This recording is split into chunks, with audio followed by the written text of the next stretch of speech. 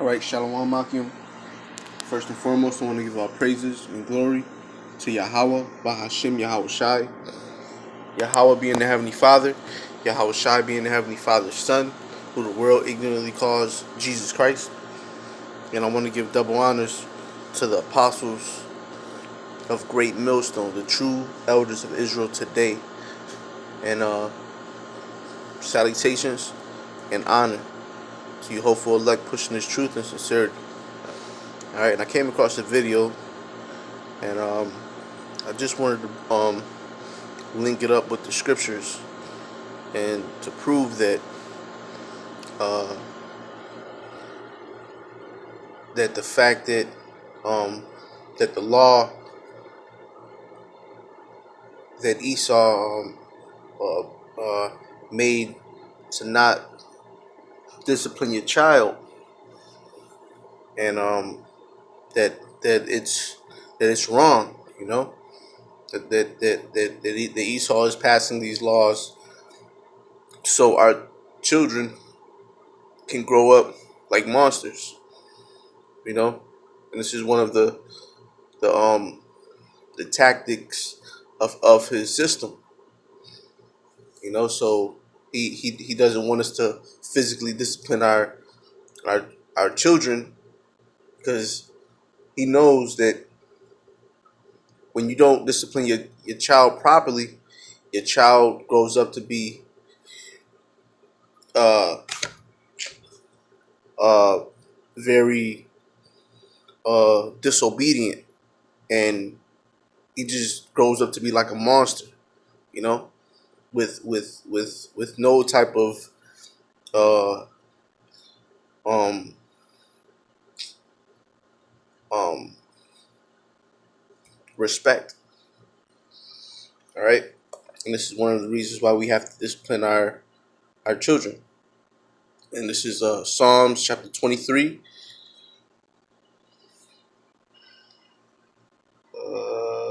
Psalms chapter 23. I'm gonna start at verse 12. Apply thy heart unto instruction, and thy ears to the words of knowledge. Okay, so not only we are supposed to discipline them physically, but we are supposed to um, bring apply words of knowledge to their ears. And the words of knowledge are these scriptures. The Holy Bible, King James Holy Bible. Withhold not correction from the child, for if thou beatest him with the rod, he shall not die. All right, and that's plain right there, And when you look at today's society, you see a lot of children, a large portion of the youth uh, are just they just have that do as you will spirit on them, you know, and they're not even considering the words of the Heavenly Father. And if you look left and right,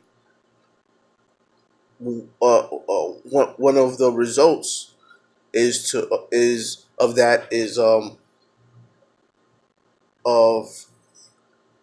Esau's police force shooting down our children.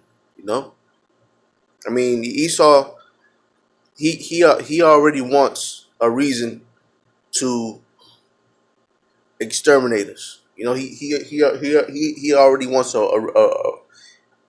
reason to shoot us down. Or just eliminate us.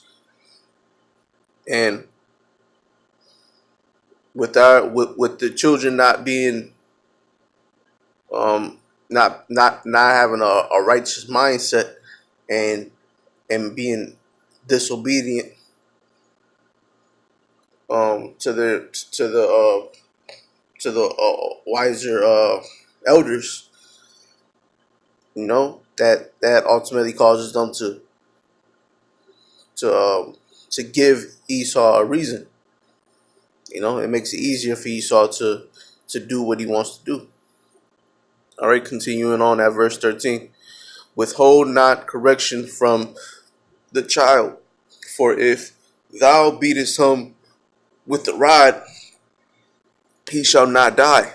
Thou shalt beat him with the rod, and shall deliver his soul from hell. All right, and that's plain to the point. And the word hell just means to the grave. It's not talking about this this uh, uh this this the spiritual realm where this man with this red guy with two horns and a tail and a pitchfork is going to torture you. No, it's not. It's not talking about that. Hell. The Christian, the so-called Christian, the Catholicism for belief of hell really doesn't exist. Hell is a um, is a negative mental state. You know, mental state, and a, a negative slacky. I have to word it the correct way, just for proper edification. But it's a state of living, a negative state of living on earth. You know, but that's another topic. I'm not going to get into that right now. Um, but and I'm gonna continue on at verse 15. My son, if thy heart be wise, my heart shall rejoice, even mine. Now that word heart in the Hebrew, because you have to go to the Hebrew to get the proper understanding. That word heart means mind. Right?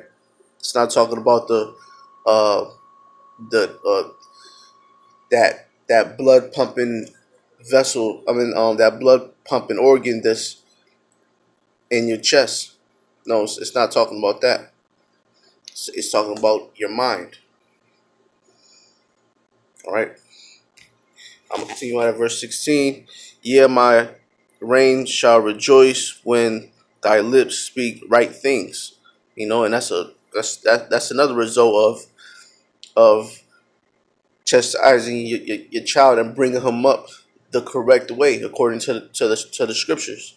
He's ultimately gonna grow up to have a righteous um, way of carrying a righteous way of carrying himself. And he's more than likely to speak righteous things. You know, and with that, I'm just gonna jump to the video and let y'all brothers see it, and let y'all um, see how it applies to the scriptures.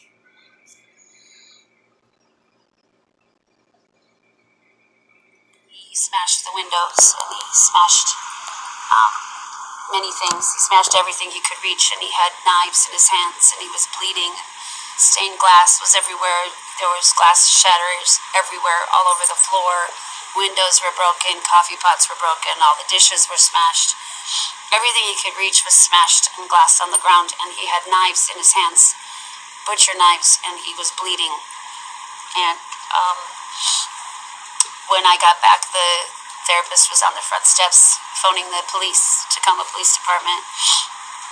And I asked him what happened, and I came in the backyard.